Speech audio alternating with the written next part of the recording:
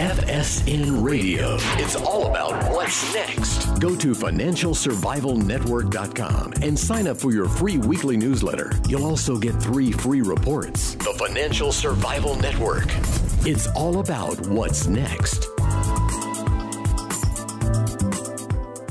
Welcome, and you are listening to the Financial Survival Network. I'm Kerry Lutz, and today is August 20th, 2018, and it's time for another Triple Lutz Report. But as always, I implore you to be part of the show. Love to get your emails. Best part of my day is reading your comments, your reactions, your responses to what you hear on the show, and can't get enough of them. So feel free to send anytime, any place you like. KL@kerrylutz.com is the email address. So it's time for another Triple Lutz Report, and this is report number 460. And hey, you heard my prior reports on the homelessness problem, the epidemic or crisis. I wouldn't quite say it's an epidemic, but I've done a lot of research on it, a lot of research. We're spending tens of billions of dollars on this homeless problem, and all we're doing is, by spending more money, we're getting more homelessness. It creates homeless people among people who are economic casualties, well, people who are on welfare. They want to get a new place, and they just say, uh-oh, I'm homeless. I have no place to live. And then they shoot to the top of the list of the Section 8 housing and public housing waiting lists. It's a really nasty way, cynical, but this is human nature. When you create incentives for people to act in a certain way. When you tax something, you're going to get less of it. When you subsidize it, you're going to get more of it. We're subsidizing the homeless, we're getting more. We subsidize the unemployed, we get more. This is what happens. This is economics in action, free market economics, perverted by the state, and we're reaping the rewards. Just the same way that there are certain core functions of government to protect from enemies within and without, to ensure the integrity of the free market, which means by reducing fraud, to provide for inhabitants to peaceably resolve their disputes through the courts. These are sound governmental functions. It might be that fire departments fit into this. Fire is an enemy, after all. A number of core functions are included in those areas. One of them, protecting society from enemies within and without. I wouldn't call the homeless the enemy of society. They're more of a byproduct of poorly functioning societies. And that's what we have now. Not so much economics. If there's a couple of million homeless people around the country, which is probably a reasonable calculation. Nobody knows for sure. They try to do all these censuses. They are pointless, ridiculous. Don't even bother looking at them. They have no idea. But most of the people that you see who are homeless are suffering, like I said before, from 3 potential problems: mental illness, untreated, uncontrolled, alcoholism, drug addiction. There's also a small subcategory of abused women who wind up on the streets, but there's a lot of support systems available for those women. I think they're less a factor than they may have been in the past, but certainly people being abused by their spouses and by their significant others, it is a footnote to the homeless problem. It's not the main part of it. And I can tell you this because I considered myself to be an expert in homelessness. Now, I'm not an expert in homeless shelters. I'm not an expert in government programs to help the homeless. I am an expert in observing who the homeless are and how they act, how they behave, and why they're there. Now, I'll tell you one example. There was a homeless woman in front of a bakery in the Port Authority bus terminal one time. And somebody said to me, you should never give them money, just buy them food. So I said, the woman approaches me, with her hand out. I said, hey, I'm not going to give you money, but I'll buy you some food. So she goes to the bakery. She points to a muffin she wants. I buy her the damn muffin. And don't you know, she tries to get a refund on the muffin. I mean, this was one of the last times I ever gave a homeless person anything because she just wanted to buy drugs or alcohol with my $2.75. So that's the end of that. No more. But I am personally an expert after having lived and worked in Manhattan for 45 years. I didn't live there for 45 years, but I worked in Manhattan and saw tens of thousands of homeless people, saw the governmental response to them, saw how lacking it is. I've seen them in the subways. I've seen them in bus terminal. I've seen them in train terminals. I've seen them in alleyways. I've seen them in every possible potential denizen that they could inhabit within New York City. I've encountered them trying to wash my windshield with a dirty squeegee. I've had every permutation of homeless person that there is. And it's not that I don't feel bad for them. I certainly do. I'll tell you another example. A guy wanted to do my window, or he wanted money, and he put out his hand and he gave me some card. And then I told him no, and he proceeded to kick my door and cause a few $100s worth of damage. Didn't do anything. I got out of the car. I was about to slam this guy harder than I had ever slammed anybody in my life. And the last fight I had was in middle school, junior high. I mean, I was ready for blood. I was ready to kill this guy. And then somehow a little voice in my head said, this guy's had everything done to him. Nothing you do makes any difference. Nothing you can do is going to fix your door. So forget about it. It happened. Just avoid these people like the plague. I've had other ones where I would just ignore them and not even acknowledge them, and they come chase me for 2 blocks. And it's like, threaten me, threaten to kill me for ignoring them because they're so significant that I should be paying attention to them. So now my answer is really simple. They ask for money. Hey, I don't have any money. I only carry plastic. Sorry, I wish I could help you, but I can't. That is like you get you out of the confrontation. But the point is, I am an expert in homelessness. No, I'm not some sociologist. I'm not a psychologist. I'm not a psychiatrist. I'm not some head of human services in a city. No, I am somebody who deals with the homeless, or did deal with the homeless, on a day-to-day basis. And by the way, since I started this campaign to reinstitutionalize the homeless, I've been on dozens of radio shows all over the country, and nobody, not one single person, has come up with an argument against it other than, oh, gee, we can't afford to do it. I said, look, man, everything in economics, in society, has a cost. And by treating homelessness the way we are now, it's costing society anyway in terms of lost economic activity, in terms of emergency room visits, in terms of forced confinement in jails. 20 to 25% of the people in our jails are mentally disturbed, drug addicts, whatever.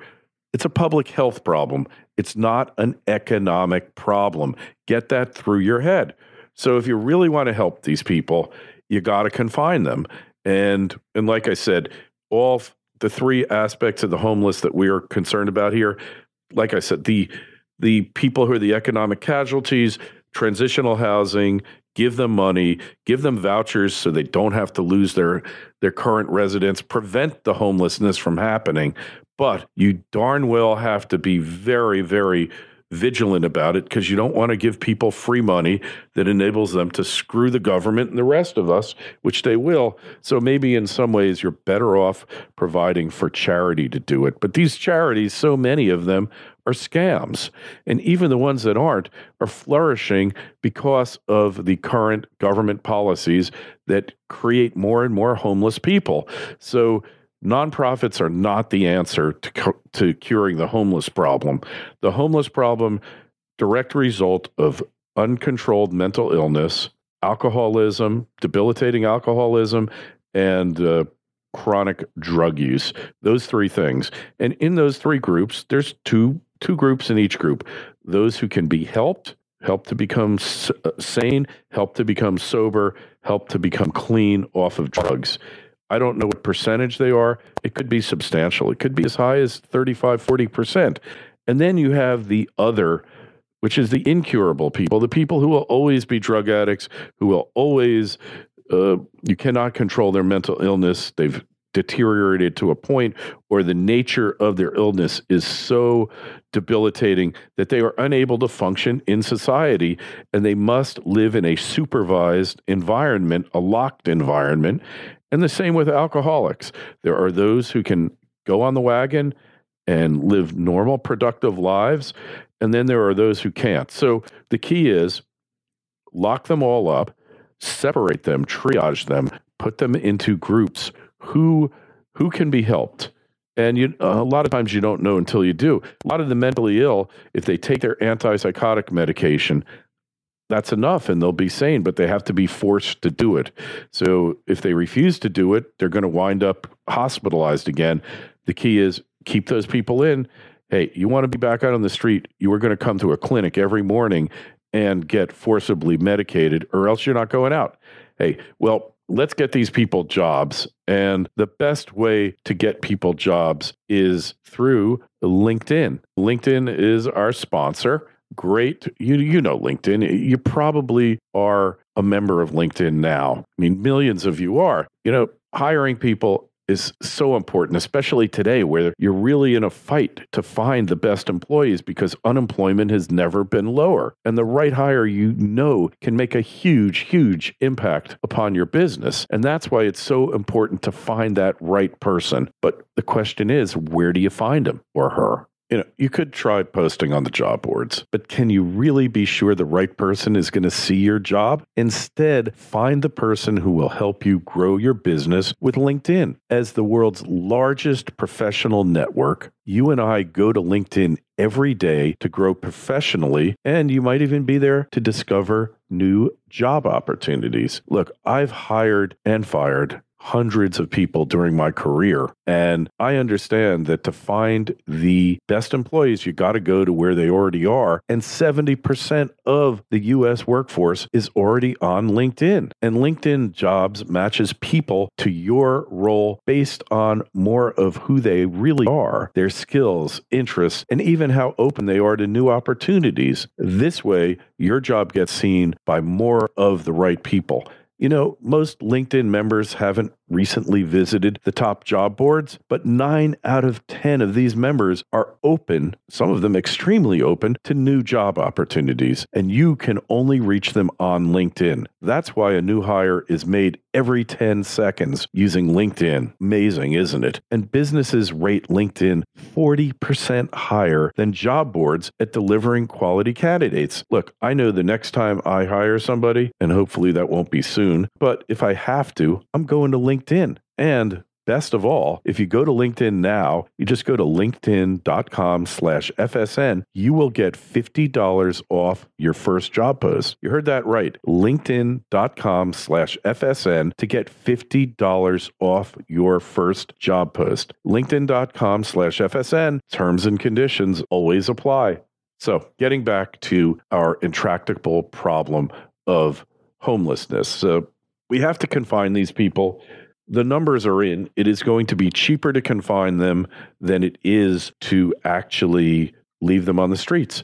San Francisco, $35,000 to $40,000 a year is being expended on each homeless person in terms of outreach, feeding, drugs, whatever they do for homeless people. That's what it's costing. The army of social workers out there trying to help the homeless and being completely unsuccessful because if they're medicated, if they're alcoholic, if they're drug addicts, you're not going to be able to rationalize with these people. If they're mentally ill, forget it. You have to forcibly confine them. It'd be much better if they went around, have 2 people, 2 doctors, say, all right, I've observed this guy for a half hour. He needs to be confined.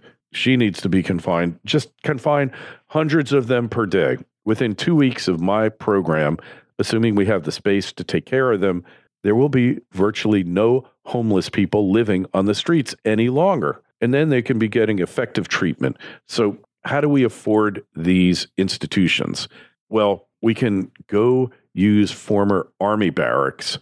There's a ton of empty Army bases around the country, and they can be easily converted, separate the men from the women, and give them physical exercise, put in the recreational therapy, put in the occupational therapy, all of these different programs that are needed. The people are out there. Take those social workers off the street and march them into the new place where these people are being humanely treated. And with cameras and everything else, this is really not much of a challenge to do this. It can easily be affected. And look, existing Army bases, a lot of them aren't being used. They can be cordoned off. We can give people credit off their student loans for volunteering to help these people. There's a lot of things that can be done. Look, I'm not here to give you an exhaustive list. I'm giving you the main solution to homelessness. You can figure out the details, but you have to accept the fact that these people are mostly mentally ill. There is nothing that society can do for many of them other than to provide them with a safe, humane place to be warehoused over time. Yes, give them therapy if it's going to work, but if it's not going to work, confine them for their own benefit and for society's benefit. It's really, really that simple. So, I love these stories about alligators attacking people. And, it's not funny. Don't get me wrong, but a lot of people do stupid things and they get hit by alligators. And a woman in South Carolina got killed by an alligator, and she was the first person in like decades in South Carolina. There's a lot of gators in South Carolina on those barrier islands. I've seen them with my own eyes. They're hanging out on the golf course, and you kind of want to leave them alone. As long as they've eaten breakfast or dinner, you're pretty safe, but otherwise just get away. Hey, I am getting new internet service in my new home in Palm Beach County, Florida, and I'm getting fiber to the door. And it's going to be, supposedly, if it's plugged into the Ethernet port, 1 gigabyte up and down per second. And I tested it out the other day when the cable guy was there. Just next to the router on my phone, I was getting 500 megabits per second. Is that cool or what?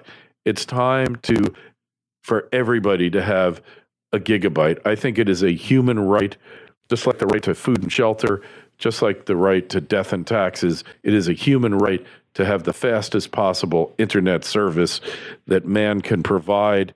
And we're all being wrongfully penalized by not having access to it. I'm trying not to axe this, but you have a constitutional right to the fastest internet available to man, and it's time the courts recognize it. It's time that government recognizes it and forces these evil internet cable providers to give you what you are entitled to, what you've deserved all this time, and what they have wrongfully withheld from you. This is a travesty. The state of America's internet. You deserve 1 gigabits, and I am starting another movement to give everybody, every man, woman, and child, access to 1 gigabit internet service. It's only right. It's only fair, right? Come on. Why are we not getting the internet we deserve? This is just wrong. These cable companies, these providers, they have way, way too much power. We need to take it away from them. Make them serve the customer. Don't make the customer serve them, which is what we have now. And hey, what else? So QAnon, they keep talking about these 45,000 indictments. It's not true, all right? It's just not true. There might be a lot of indictments against former governmental officials. I hope there are, but not all of those sealed cases are indictments. They deal with search warrants. They deal with minors who you can't allow to have their names published on the federal court database known as PACER. A lot of things about that. Hey, so what's going to happen the next election? The blue wave ain't going to happen. And hey, might the Dems take over the House? I'm totally skeptical because I believe that there is a lot more dirt coming out on Spygate, on the Steele dossier, everything else, all the other criminality that took place during prior administrations, it's all going to come out. It's all going to come out in October, right before the election. So just be prepared. There's nothing that can stop it. It's going to happen. And it's about freaking time, because you have a right to know who is really running the country. And when you find out, you are going to be shocked. You're going to be amazed. Go over, look at QAnon.pub, look at the Q drops, look and see what's happening. A lot of it is not literal. A lot of it you're never going to know till it happens. But I believe I'm of the opinion that QAnon exists, and it's led by the president to purge out the deep swamp, to dredge the swamp. It's not enough to drain the swamp. You got to dredge it, and you got to dump out all of these evildoers who've been destroying our country for years, at least since World War II, but certainly since Eisenhower. I believe they're responsible for numerous assassinations, political hit jobs, everything else that you can imagine. Just my personal opinion from what I have seen.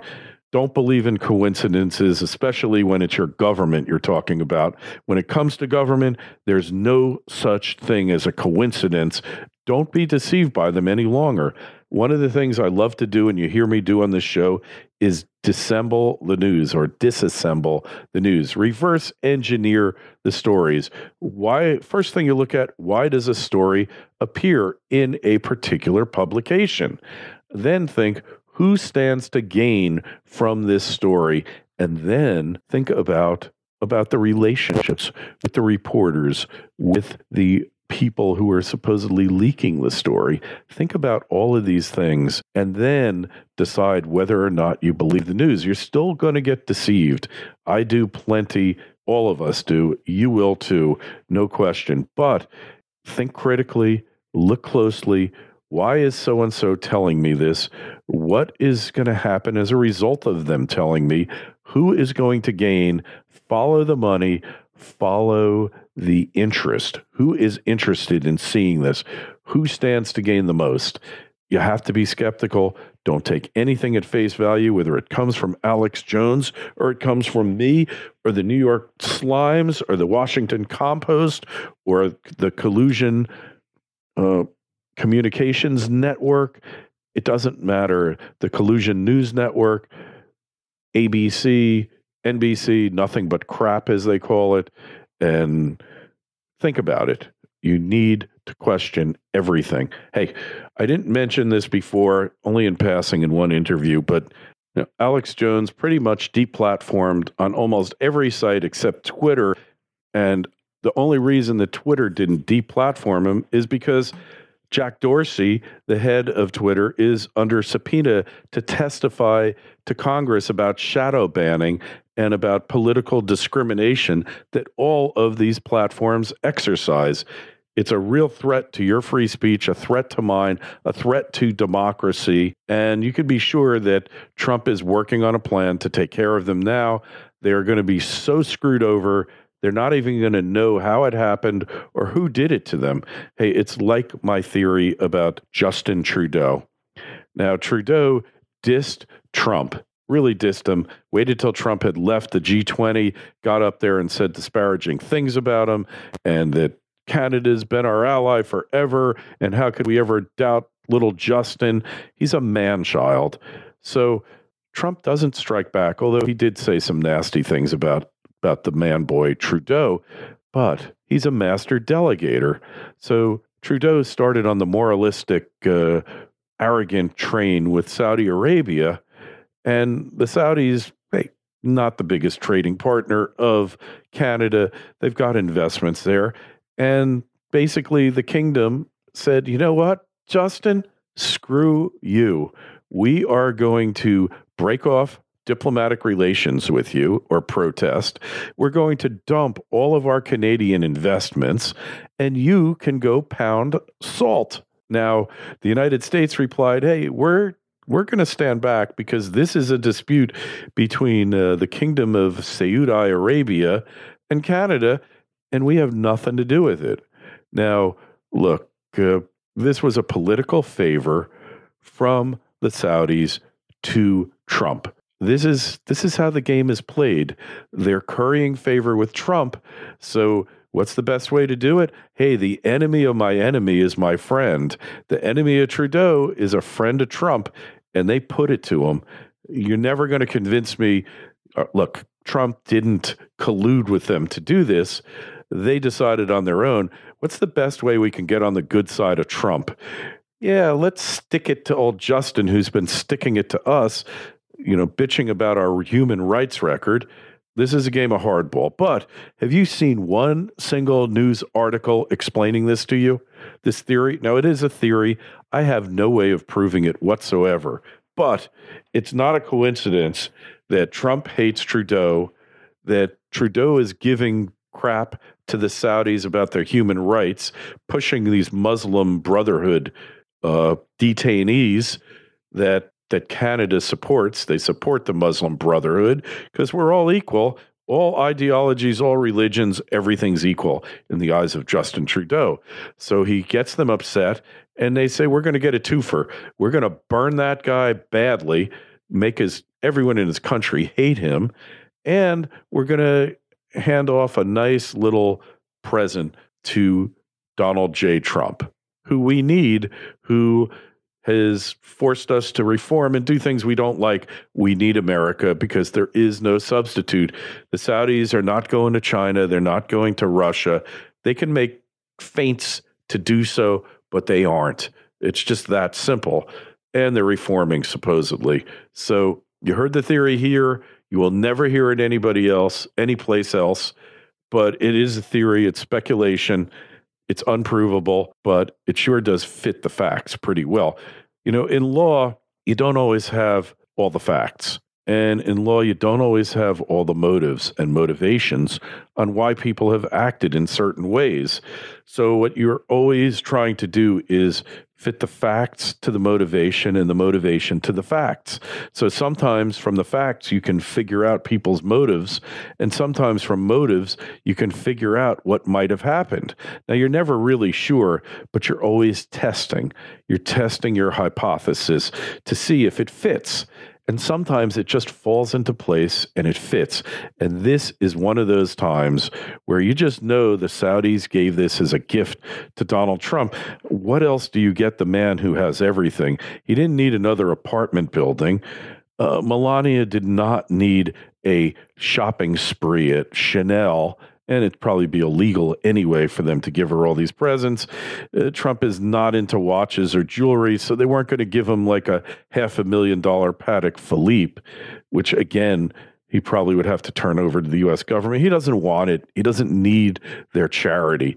But the idea of promptly dispatching a political adversary and causing major damage to him, that is a gift that keeps on giving. And Trump rewards loyalty. That is a sign of loyalty to him. Just think about it. You don't have to accept it. Think about whether it might be so. Anyway, that is it for today. Hey, don't forget, email me, kl@kerrylutz.com, Twitter feed @KerryLutz, and Facebook page, Financial Survival Network. If you don't subscribe already and you're on YouTube, click that subscribe button, click the bell so you get notified of new shows. If you're on iTunes, if you got access to a PC or a Mac, that's what I use, but whatever. They're both pretty close. It's really a stylistic preference at this point, but just go to your iTunes application, click that thing that says store, search Kerry Lutz or Financial Survival Network, click subscribe about 58 times. Eventually you'll be subscribed. Shows will automatically get delivered to your computer. Hey, if you're listening on Blog Talk, just follow me on Blog Talk. You'll get notified there as well. Hey, all these platforms, just follow us on them. You can't miss.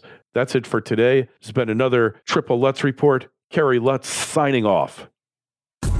FSN Radio. It's all about what's next. Go to financialsurvivalnetwork.com and sign up for your free weekly newsletter. You'll also get 3 free reports. The Financial Survival Network. It's all about what's next.